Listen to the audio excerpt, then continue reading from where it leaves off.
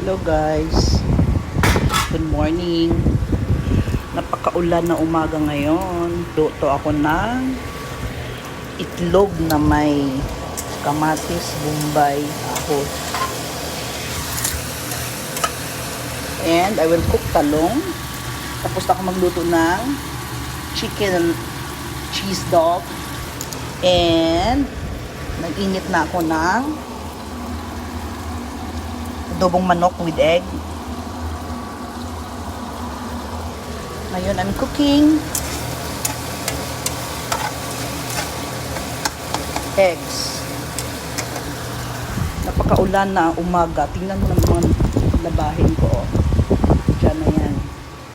Hello guys. This is our ulam for today. Actually, breakfast na siya masudan.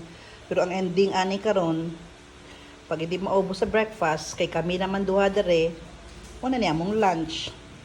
Ngayon ako magluto sang dinner. We have tortang talong, itlog with kamatis, bombay and ahos,